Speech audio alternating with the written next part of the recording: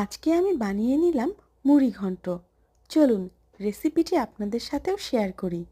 প্রথমে ভালো করে মুগ ডালটাকে ভেজে নিতে হবে। হালকা লাল লাল করে ভাজার পর ভালো করে ডালটাকে ধুয়ে আমি কিছুক্ষণ ভিজিয়ে রেখে দিলাম।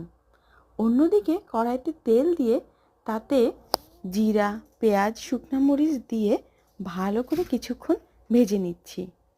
এরপরে একে একে বাকি সব মশলা যেমন হলুদ, জিরা গুঁড়া, ধনিয়া গুঁড়া দিয়ে ভালো করে আমি এটাকে কষিয়ে নিচ্ছি। মশলা কষানোর সময় আমি কিছুটা লবণও এখানে দিয়ে দিলাম। এরপরে ভিজিয়ে রাখা মুগ ডালটা থেকে জল ঝরিয়ে আমি এই মশলার ভিতর দিয়ে আরও কিছুক্ষণ ডাল আর মশলা কষিয়ে নিচ্ছি।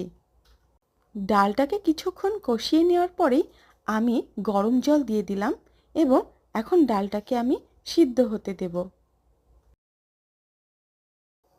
মুগ ডাল সিদ্ধ করার সময় জলের পরিমাণ একটু বেশিই লাগে, তাই আমি একবারেই অনেকটা জল দিয়ে দিলাম।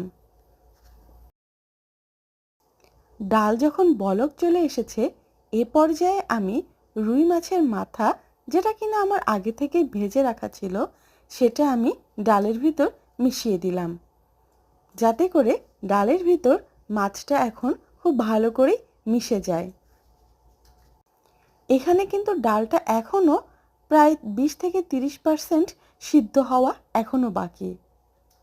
এখন আমি দিয়ে দিচ্ছি গরম মশলা, যেটা কিনা এই মুড়িঘণ্টের স্বাদটাকে অনেকাংশেই বাড়িয়ে দেয়। এখন আর কিছুক্ষণ ডালটাকে নেড়ে চেড়ে নিলেই রেডি হয়ে যাবে আমাদের মুড়িঘণ্ট।